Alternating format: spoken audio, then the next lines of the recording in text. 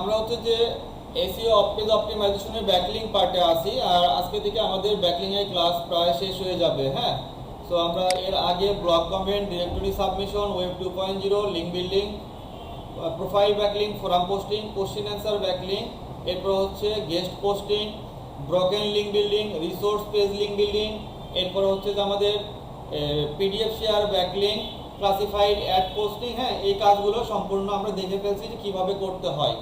এরপরেও যদি আপনাদের কারো কোথাও প্রবলেম থাকে আমাদের সাথে শেয়ার করবেন, এটা আমরা একটু রিভিউ দিয়ে দিব। হ্যাঁ, যদি প্রবলেম থাকে। আর আজকের ক্লাসে আমরা দেখব যে কিভাবে আমাদের ব্রকেন লিঙ্ক বিল্ডিং এর পাশাপাশি ব্রকেন লিঙ্ক বিল্ডিং বা টক্সি ব্যাকলিং গুলো পার্মানেন্টলি ডিলিট করতে হবে। টক্সি ব্যাকলিং, হ্যাঁ, টক্সি ব্যাকলিং এর পাশাপাশি আমরা দেখব যে কিভাবে টায়ার ব্যাকলিং অথবা লিঙ্ক হুইল করতে হয়। লিঙ্ক হুইল মানে হচ্ছে চাকা, হুইল মানে তো আমরা বুঝি চাকা, হ্যাঁ, চক্রকারে। সো আমরা এর আগে ওয়েব 2.0 করছিলাম না? তো ওয়েব 2.0 কোথায় করছিলাম? যেমন ওয়ার্ডপ্রেসে, ব্লগারে, টামব্রেল ছিল, উইক্স আছে, বিভিন্ন সাইটগুলোতে ছিল। আমরা এই সাইটগুলোতে ওয়েব 2.0 করছিলাম। আর লিঙ্ক হুইলগুলো হবে আমাদের ওয়েব 2.0 আগে থেকে যেহেতু করা আছে, একটার সাথে আরেকটা ওয়েবসাইটে লিঙ্ক আপ করে দেয়া। আমরা যদি একটু দেখি, গুগলে গিয়ে লিখে সার্চ করি যে লিঙ্ক হুইল,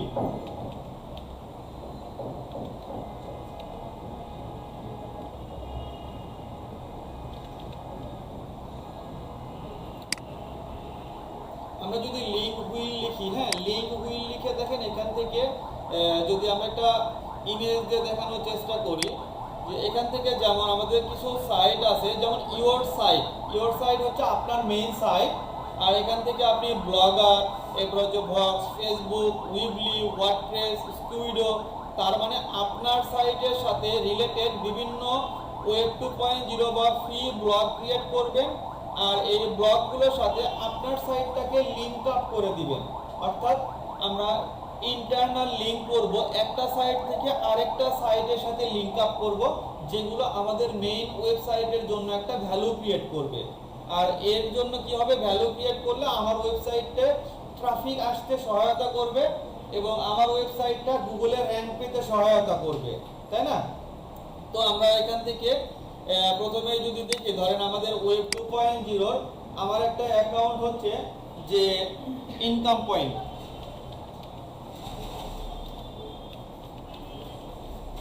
আমরা যদি একটু ইনকাম পয়েন্ট লিখে সার্চ করি, হ্যাঁ, যে এন্টার দিব, আমরা যেমন এখান থেকে income.com পাচ্ছি। এরপরে আমরা যদি আরো দেখি যে আমি ইনকাম পয়েন্টের সাথে ইনকাম পয়েন্ট বিডি দিয়ে দিই, সরি আমরা একটু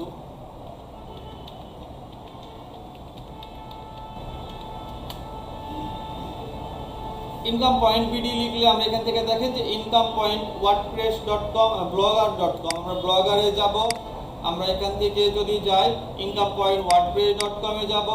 আমরা এখান থেকে ইউটিউবের চ্যানেল আছে, ব্লগার আছে, আমরা এখান থেকে পিন্টারেস্ট সাইট আছে। আমরা ইনকাম পয়েন্ট যদি উইবলি লিখি, হ্যাঁ, এই যে দেখেন উইবলি সাইট পাবো, ইনকাম পয়েন্ট উইবলি।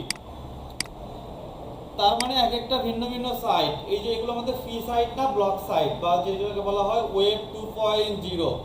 তো আমরা এই যে অ্যাকাউন্ট ক্রিয়েট করছি, এখানে হয়তো আমরা কিছু কন্টেন্ট পাবলিশ করতেছি। হ্যাঁ, দেখেন এখানে আমরা হয়তো বা কোথাও একটা লিঙ্ক আপ করছিলাম।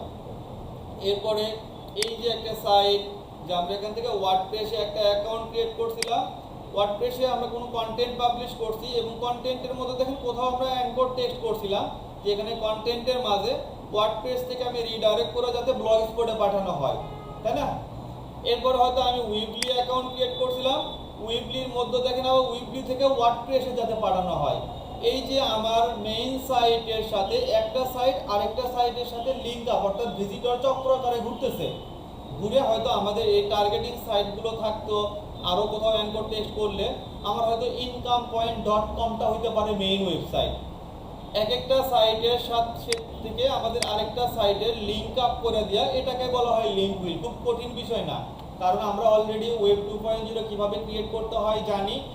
আর ওয়েব 2.0 অ্যাকাউন্ট ক্রিয়েট করার পরে কিভাবে কন্টেন্ট পাবলিশ করতে হবে, কন্টেন্ট পাবলিশ করে কিভাবে অ্যাঙ্কর টেক্সট করতে হবে, এগুলো আমরা তো জানি। এগুলো জানি না? এগুলো আমরা জানি। সো তাহলে এইভাবে লিঙ্কটা একটা লিঙ্কের সাথে আরেকটা লিঙ্ক ক্রিয়েট করে দেয়া অ্যাঙ্কর টেক্সটের মাধ্যমে, এটাই হচ্ছে লিঙ্ক হুইল। তার আগে একটু দেখি, হ্যাঁ, যে দেখেন আসলে আমরা একটু এই বিষয়টা জানি যে আমরা তো এর আগের ক্লাসে ওয়েব 2.0 করছিলাম, বাট আমাদের অনেকেরই কনফিউশন রয়ে গেছে হয়তো এখনো, যে আসলে ওয়েব 2.0 কি বা এটা আমাদের কেন কাজে লাগে। দেখেন যে ওয়েব 2.0 কি এবং এটা কেন পাওয়ারফুল। ওয়েব 2.0 যে আমরা অনেক ফ্রি ব্লগ সাইট ও সোশ্যাল মিডিয়ার সাইট দেখি, এই সাইটগুলো ফ্রি অ্যাকাউন্ট করতে দেয় এবং অন্যান্য সুযোগ সুবিধা দিয়ে থাকে। এইসব ওয়েবসাইটগুলোর অ্যাকাউন্ট করে বিভিন্ন উপায়ে লিঙ্ক শেয়ার করে ব্যাকলিঙ্ক তৈরি করার মাধ্যমই হলো ওয়েব 2.0। আপনি আপনার সাইট বা ব্লগের জন্য ওয়েব 2.0 সাইটগুলোকে ব্যাকলিঙ্ক তৈরি করে সার্চ ইঞ্জিনে র্যাঙ্ক বাড়াতে পারেন। ভালোভাবে ওয়েব 2.0 করতে পারলে লো কম্পিটিটিভ ডোমেইন দিয়েও ভালো র্যাঙ্ক পাওয়া যায়। ওয়েব 2.0 উদ্দেশ্য কি বা ওয়েব 2.0 করার উদ্দেশ্য, যে ওয়েব 2.0 উদ্দেশ্য হলো ব্যাকলিঙ্ক তৈরি করা, সার্চ ইঞ্জিনে র্যাঙ্ক বাড়ানোর জন্যই লিঙ্ক বিল্ডিং করা হয়। ভালো কিওয়ার্ড দিয়ে সার্চ র্যাঙ্কিং এর প্রথম দিকে থাকলে সার্চ ইঞ্জিনে আপনাকে প্রচুর ট্রাফিকের যোগান দিবে। এইসব কারণে লিঙ্ক বিল্ডিং আর ওয়েব 2.0 সাইট লিঙ্ক বিল্ডিং একটা পাওয়ারফুল প্রসেস। নিচে ওয়েব 2.0 এর কিছু উদ্দেশ্য বলা হলো। ওয়েব 2.0 আপনি আপনার ওয়েবসাইট বা ব্লগের জন্য ভালো মানের ব্যাকলিঙ্ক তৈরি করতে পারবেন। ওয়েব 2.0 করে আপনি হাই র্যাঙ্কিং সাইটগুলোর সাথে ব্যাকলিঙ্ক নিতে পারবেন। অর্থাৎ আপনি যে ওয়েব 2.0 বা ফ্রি ব্লগ ক্রিয়েট করতেছেন, যেমন site.google, উইক্স, রেডিট, টাম্বল, এরপর হচ্ছে ওয়ার্ডপ্রেস, উইবলি, এই সাইটগুলো দেখবেন ডোমেইন অথরিটি, পেজ অথরিটি অনেক, প্রায় আপনার 90-র উপরে, 90, 95, 98। তাহলে এই যে হাই অথরিটি ডোমেইন সাইটগুলো আমরা পাচ্ছি, এই সাইটগুলো থেকে যদি আমরা ব্যাকলিঙ্ক নিই তাহলে আমাদের সাইটে একটা ভ্যালু ক্রিয়েট হবে না? অবশ্যই ভ্যালু ক্রিয়েট হবে। ওয়েব 2.0 করে আপনার সাইট থেকে ব্যাকলিঙ্ক নিতে পারবেন। ওয়েব 2.0 দ্বারা যে সকল ব্যাকলিঙ্ক নেবেন সেই ব্যাকলিঙ্কগুলো সার্চ ইঞ্জিনে র্যাঙ্কিং ও অন্যান্য র্যাঙ্ক বাড়াতে সহায়তা করে। ওয়েব 2.0 আপনাকে সরাসরি তেমন কোনো ট্রাফিক না দিলেও সার্চ র্যাঙ্কিংয়ে বাড়িয়ে প্রচুর ট্রাফিকের যোগান দিবে। যদি সার্চে র্যাঙ্কিংয়ে নিয়ে আসতে পারেন তো ভালো একটা যোগান দিবে। আর অনেকে মনে করেন ওয়েব 2.0 তেমন কোনো ভালো কাজ হয় না, কিন্তু ওয়েবসাইটে র্যাঙ্কিংয়ের জন্য এখনও ওয়েব 2.0 যথেষ্ট ভ্যালু আছে। হ্যাঁ, ওয়েব 2.0 আরও অনেক ভালো কাজ করে। ওয়েব 2.0 ইন্ডেক্সে হতে সময় লাগে, তবে গুগলের সাইটগুলো আছে বা আপনার যে ওয়েব 2.0 যেমন ব্লগার সাইটগুলো, এগুলো দেখবেন হিউজ পরিমাণে ট্রাফিক আসে। যেমন আমি যদি আমার একটা ব্লগ সাইট আপনাকে দেখাই, যে দেখেন ওয়েব 2.0 সাইটই, আমরা যদি একটু ব্লগারে যাই, এই যে আমার এই সাইটটাই, এই যে ইনকাম পয়েন্ট আমি সাইটটা দেখালাম, এই সাইটের যদি আমি ড্যাশবোর্ডে যাই, যে দেখেন এই ফ্রি সাইটটাতে আমার গুগল থেকে কত পরিমাণে ট্রাফিক আসে। আমরা যদি ড্যাশবোর্ড থেকে স্ট্যাটাসে যাই, স্ট্যাটাসে গেলে আমরা দেখতে পাবো যে লাস্ট দেখেন আমার কতগুলো ভিজিটর আসছে, একক, দশক, শতক, হাজার, অযুত, লক্ষ, 4,55,011টা ভিজিটর, সরি, একক, দশক, শতক, হাজার, 45,511টা। তো 45,000 ভিজিটর কি খারাপ? তার মানে এই 45,000 ভিজিটর থেকে আমরা যে অ্যাঙ্কর টেক্সট তৈরি করতেছি, বিভিন্ন জায়গায় ক্লিকেবল লিঙ্ক করতেছি, এই টার্গেটগুলোতে যদি আমার 5,000 ভিজিটরও যায়, তাহলে আমরা একটা ব্লগ থেকে 5,000 ভিজিটর নিয়ে গেলাম। তাহলে এই ব্যাকলিঙ্কগুলো আমাদের ইফেক্টিভ না? এখানে বলা হচ্ছে আমাদের গেস্ট পোস্টিংটা হচ্ছে পাওয়ারফুল ব্যাকলিঙ্ক। গেস্ট পোস্টিং এর পরের যে ভ্যালু দেয় সেটা হচ্ছে ওয়েব 2.0 ব্যাকলিঙ্ক। তাহলে গেস্ট পোস্টটা যেহেতু প্রিমিয়াম, আমাদের টাকা দিয়ে করতে হয়, সো আমরা কিন্তু গেস্ট পোস্টের পরপরই ভ্যালু ক্রিয়েট করবে আপনার ওয়েব 2.0 ব্যাকলিঙ্কগুলো। তো আপনি যদি কোয়ালিটি সম্পূর্ণ ব্যাকলিঙ্ক করেন তাহলে কিন্তু যথেষ্ট পরিমাণ ভিজিটর আপনি পাবেন। আর দেখেন এই সাইটে আমার ভিজিটরগুলো ম্যাক্সিমামই বাইরের দেশের কান্ট্রি থেকে আসতেছে। এই যে আমরা যদি এই সাইটে আবার একটু স্ট্যাটাস নিচের দিকে যাই, যে আসলে ভিজিটরগুলো আমার এখানে কোথায় থেকে আসে, আমরা যদি একটু দেখি যে স্ট্যাটাস,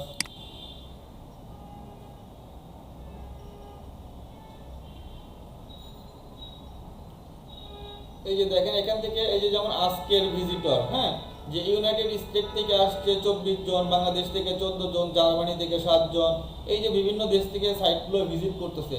তাহলে আমরা বাইরের দেশের ট্রাফিকগুলো নিয়ে আসলে আমরা কিন্তু অ্যাডসেন্সের জন্য কাজ করলে ভালো একটা সিপিসি রেট পাবো, তাই না? আপনি টার্গেট ওয়াইজ সাইট বানাইলে কিন্তু হিউজ পরিমাণে ভিজিটর আসবে। এই যে সাইটটাতে যেমন দেখেন আমার এই সাইটটাতে অথবা ফ্রি সাইট, এই ওয়েব 2.0 ওয়ার্ডপ্রেসের সাইট, এই সাইটের ভিজিটর আমার অনেক আসতেছে। এই যে দেখেন যে টোটাল ভিজিটরের কিন্তু আমার ইউএস এর ভিজিটরই বেশি, 946টা ইউএস এর, বাংলাদেশ থেকে 943টা, ইন্ডিয়া থেকে 72টা। এই যে প্রতিটা দেশ থেকে ভিজিটরগুলো আসতেছে না? আমরা ভিজিটরগুলো দেখতে পাচ্ছি যে কোন কোন দেশ থেকে আমার ওয়েবসাইটগুলো ভিজিট করতেছে। সো ভালো মানের ব্লগ ক্রিয়েট করতে পারলে আপনি অনেক ভালো ভিজিটর নিয়ে আসতে পারবেন। আর এই ব্লগগুলো ক্রিয়েট করা, যেমন আমরা ওয়ার্ডপ্রেসে, ব্লগ স্পটে করলাম, ওয়ার্ডপ্রেসে করলাম, হ্যাঁ, এরপরে হয়তো আমরা উইক্সে করলাম, এই এক একটা সাইটের সাথে আরেকটা সাইটের লিঙ্ক আপ করা এই অ্যাঙ্কর টেক্সটের মাধ্যমে, এটাকে বলা হচ্ছে লিঙ্ক হুইল। ঠিক আছে, এটা হচ্ছে লিঙ্কের চাকা। আর এরপরে আমরা দেখব যে টক্সি ব্যাকলিং। টক্সি মানে আমরা তো এর আগে মনে হয় কম্পিটিটিভ অ্যানালাইসিস করার সময় দেখছিলাম যে টক্সি ব্যাকলিং মানে কি, বিষাক্ত ব্যাকলিং। টক্সি মানে হচ্ছে বিষযুক্ত। আমরা যদি এখান থেকে মডিউলে দেখি যে আমাদের এখান থেকে এই যে দেখেন যে আইডেন্টিফাইং ব্যাড লিঙ্ক আর টক্সি ব্যাকলিং, যে টক্সি ব্যাকলিং গুলো আমরা কিভাবে খুঁজে বের করতে পারি। যে এটা আপনার যে ক্লায়েন্টের ওয়েবসাইট থাকবে, এই ওয়েবসাইটের আমরা জানি যে কোনো ওয়েবসাইটের টোটাল, আমরা যদি গুগলে যাই, যে ধরেন আপনার healthline.com-টা হচ্ছে ক্লায়েন্টের সাইট,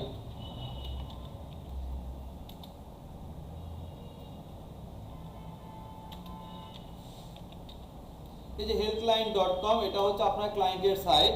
আমরা জানি ব্যাকলিং চেক করার জন্য কোন টুলস ইউজ করতে পারি, স্মল এসইও চেক করতে পারি, তাই না?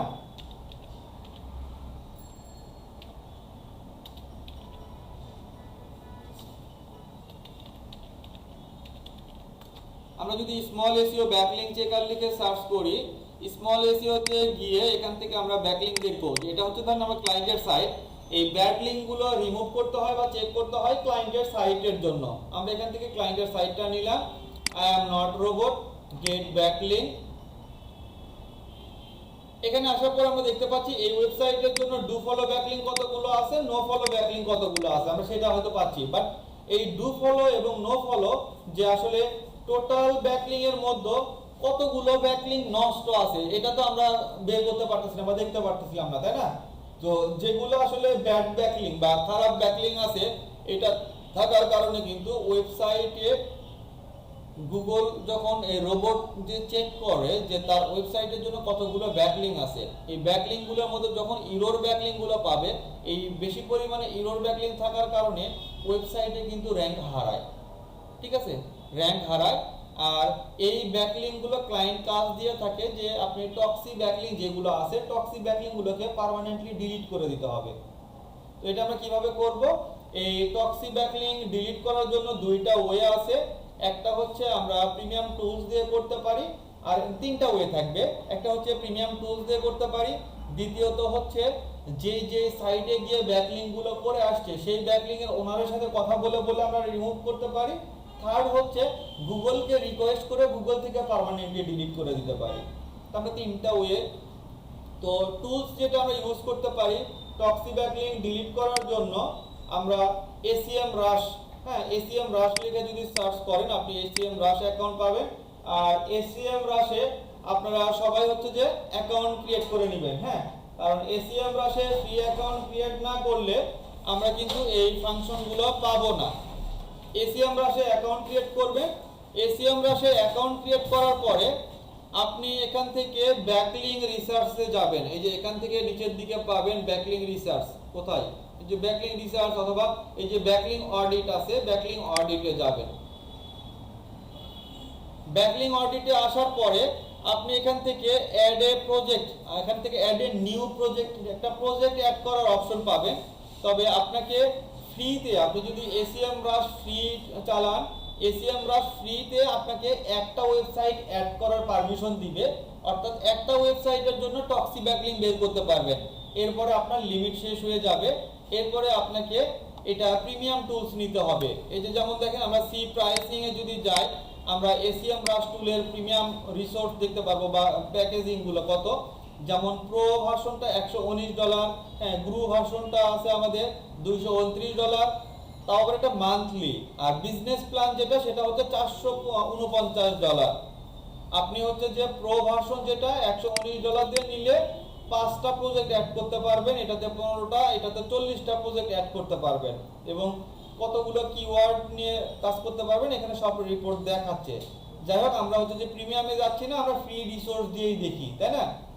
সো আপনি এখান থেকে প্রজেক্ট অ্যাড করে নেবেন, অ্যাড এ নিউ প্রজেক্ট। আমাকে অ্যাড করতে দিবে না, অলরেডি অ্যাড করা আছে। দেখেন এখানে আমি অ্যাড করতে গেলেই বলতেছে সি প্ল্যান অ্যান্ড প্রাইসিং, মানে আমি মানে প্যাকেজ নিতে বলতেছে। সো আপনি এখানে অ্যাড করার অপশন, আপনি add a new project add করলে প্রজেক্টের একটা টাইটেল, একটা নাম দিয়ে দিবেন যে কোনো, আর কোন ওয়েবসাইটটা অ্যাড করবেন সেই প্রজেক্টের ওয়েবসাইটের নাম দিবেন। হ্যাঁ, তো আমরা এখান থেকে প্রজেক্টটা অ্যাড করে ফেলছি অলরেডি। এই যে দেখেন আমি হয়তো একটা টাইটেল দিছিলাম সিআইটি এসইও, আর এই যে ওয়েবসাইটের নাম healthline.com। ঠিক আছে, এভাবে আপনি ওয়েবসাইটটা দিয়ে অ্যাড করে নেবেন। অ্যাড করার পরে আমি যদি এই টাইটেলের উপর ক্লিক দেই, টাইটেলের উপর ক্লিক দিলে আমরা এখান থেকে টক্সি ব্যাকলিং গুলো দেখতে পাবো। এই যে দেখেন যে টক্সি ব্যাকলিং আছে কতগুলো আমাদের, 77% টক্সি ব্যাকলিং। এরপরে আমাদের 77 মানে 77টা 2.0% টক্সি ডোমেইন, টোটাল ডোমেইনের মানে এভারেজে। এরপর হচ্ছে পোটেনশিয়াল ডোমেইন, যে পোটেনশিয়াল টক্সি অর্থাৎ এটা হচ্ছে বিষাক্ত ব্যাকলিং আছে, নষ্ট ব্যাকলিং আছে 77টা, আর 433টা আছে পোটেনশিয়াল টক্সি ডোমেইন অর্থাৎ খারাপ হওয়ার পথে। আর এখান থেকে নন টক্সি ডোমেইন যে 3.3K অর্থাৎ 3300 ব্যাকলিং আছে ভালো ব্যাকলিং।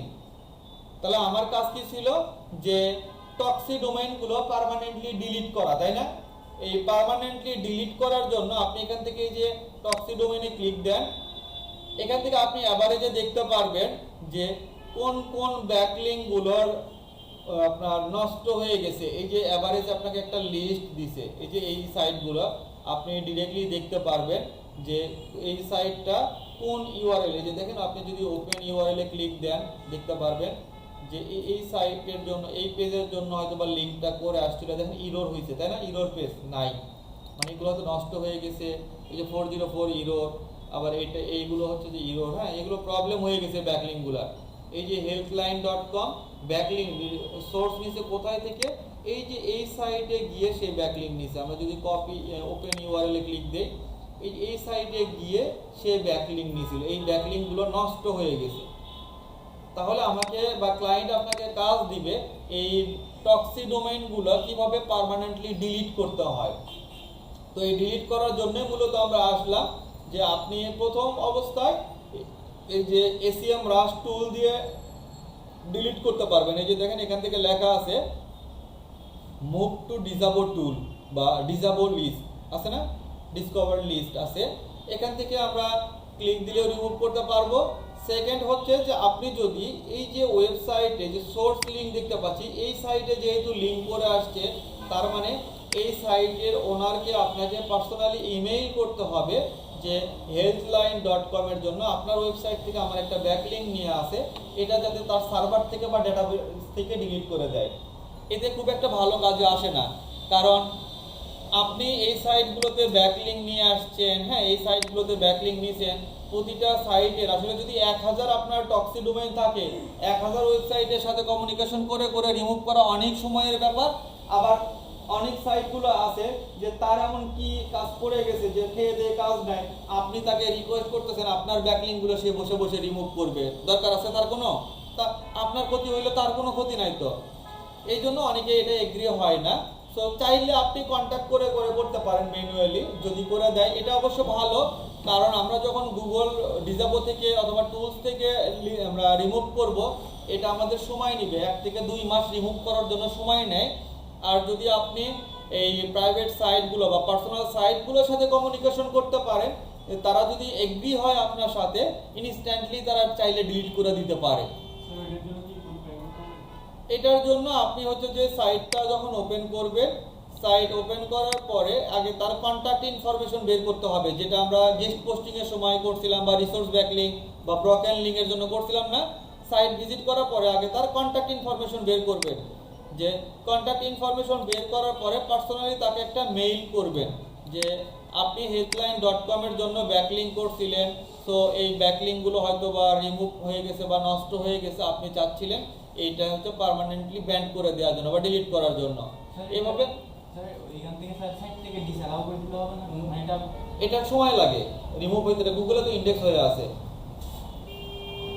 আপনি এভাবে পার্সোনালি কন্ট্যাক্ট করতে পারেন। আর কন্ট্যাক্ট করার পরে যদি না হয় আপনি এখান থেকে এই যে দেখেন এখান থেকে আমরা ডিসঅ্যালাউ করব হয়তো বা এখান থেকে ক্লিক দিলে এই যে এখান থেকে ডোমেইন দেখাবে যে মুভ টু, আমরা হচ্ছে ডিজাবো মাই টুল থেকে ভালো হবে, গুগলের টুলটা যেটা, কারণ এগুলো থেকে ক্লিক দিলে হয়তো আমরা এখানে মুভ করলাম, এই যে দেখেন মুভে আসবে, এই যে একটা একটা করে লিস্ট হচ্ছে, হ্যাঁ এই যে ডিজাবো তে লিস্ট হচ্ছে, আমরা এটা আবার হচ্ছে যে এইটা যদি লিস্ট করব, হ্যাঁ এই যে এখান থেকে মুভ করতেছি আপনার লিস্টে গিয়ে কানেক্ট হবে, আমরা কানেক্ট হলে এখান থেকে দেখতে পারবো কতগুলো আবার এখান থেকে আপনার লিস্টে আসতেছে। এই যে দেখেন এইগুলো আমরা লিস্ট করছিলাম, এই যে চাইলে আপনি এখান থেকে ডিলিট করে দিতে পারেন।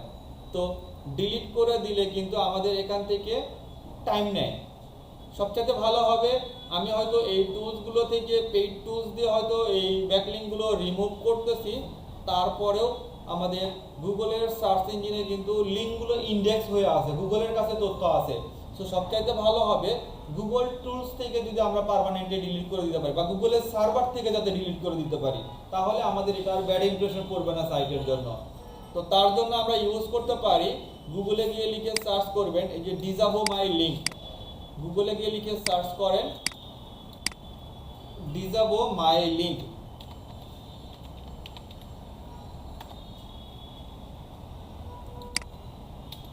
ডিজাবো মাই লিঙ্ক লিখে সার্চ করলে আপনি গুগলের টুলস পাবেন। দেখেন এখান থেকে আমরা একটু যে ডিজাবো গুগলের টুলস, গুগল সার্চ কনসোল, এই যে এখান থেকে আমরা আসছি। যে এটার জন্য ফার্স্ট অবশ্য আপনাকে আগে গুগল সার্চ কনসোলে অ্যাকাউন্ট থাকতে হবে, অথবা ক্লায়েন্টের যে সার্চ কনসোল আছে যেটা আগে ওয়েবমাস্টার নাম ছিল, এটার আগে অ্যাক্সেস দিতে হবে। কারণ অ্যাক্সেস না দিলে আপনি যে হেল্পলাইন সাইটের ওনার, এটার প্রুফমেন্ট কি? আমরা তো চাইলে বাইরে থেকে গিয়ে যে কোনো সাইট যারা র্যাঙ্কিংয়ে আছে পার্সোনালি তার সাথে যদি কোনো শত্রুতা করে তার লিঙ্কগুলো আমি তো রিমুভ করে দিতে পারি, তাই না? যে কিন্তু আপনি আসলে ওনার কিনা সেটা গুগলের কাছে ভেরিফিকেশন করতে হবে।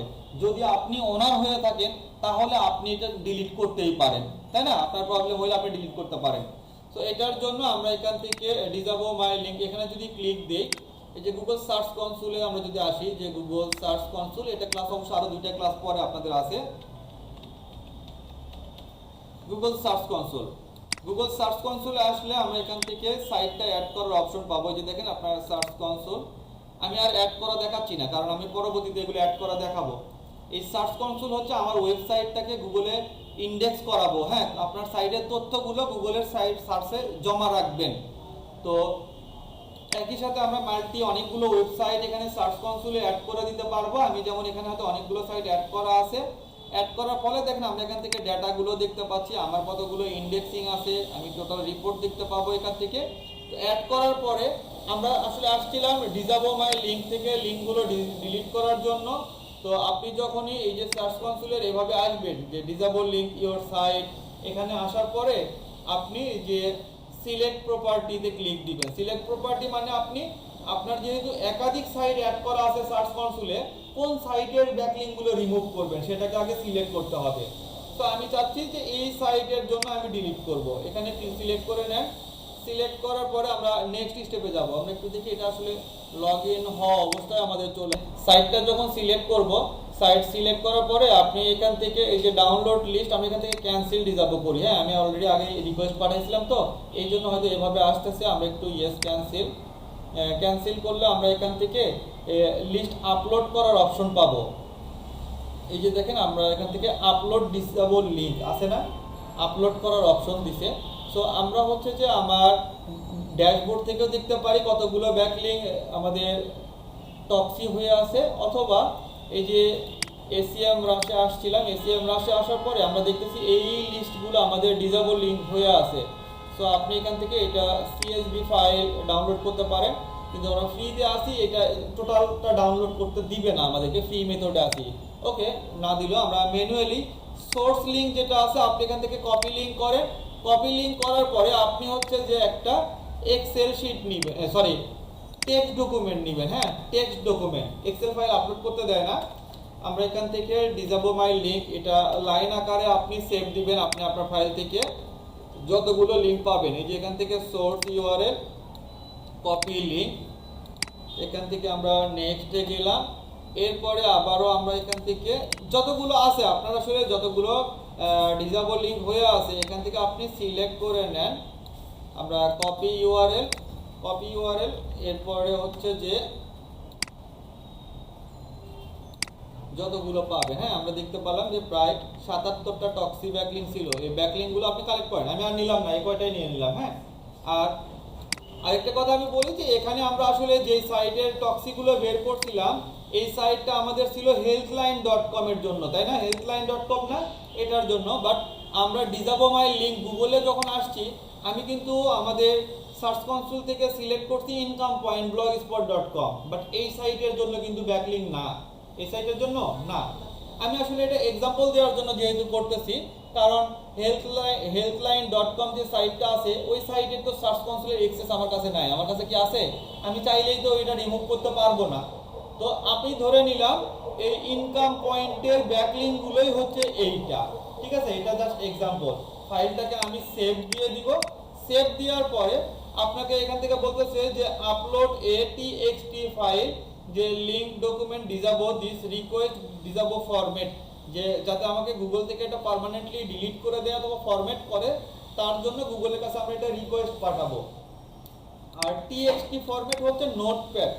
এই যে আমরা যদি ফাইলে যাই এই ফরম্যাটটা হচ্ছে টিএক্সটি ফরম্যাট। এই যে দেখেন আপনি এখান থেকে প্রপার্টিসে যাবেন, এই যে ডকুমেন্টটা হচ্ছে টিএক্সটি।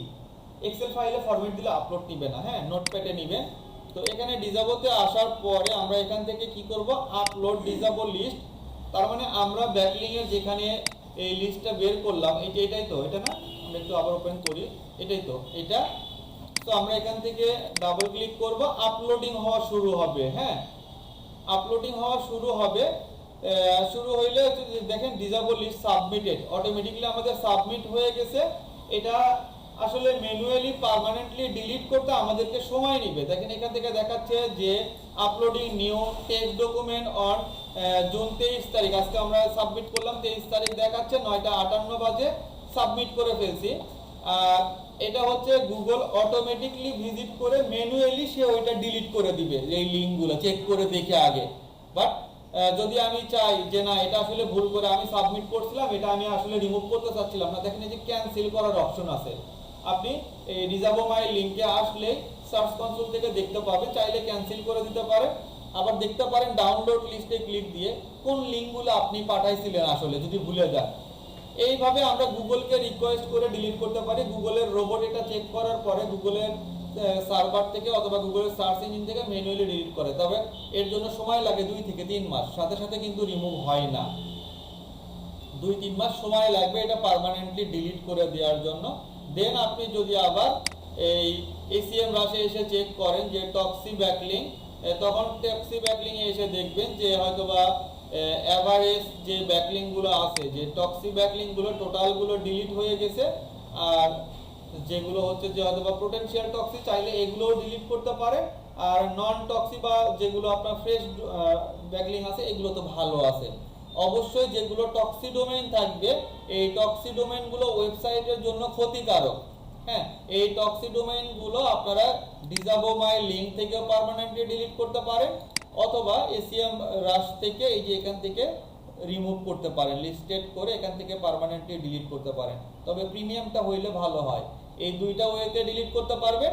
আরেকটা ওয়ে কি বলে দিলাম, যে আপনারা যে সাইটে ব্যাকলিংক করছিলেন সেই সাইটের এই যে সোর্স ইউআরএল, এই যে এখান থেকে সোর্স ইউআরএল ছিল, মানে এই সাইটে আমি ব্যাকলিংকগুলো করছি, এই সাইটের ওনারের সাথে কন্ট্যাক্ট করে বা মেইল করে আপনি আপনার হেলথলাইন সাইটের জন্য যে ব্যাকলিংক করছিলেন পার্মানেন্টলি ডিলিট করার জন্য রিকোয়েস্ট করতে পারেন তাকে। এই 3টা ওয়েতেই আমরা এই টক্সি ডোমেইনগুলো রিমুভ করতে পারি। ঠিক আছে?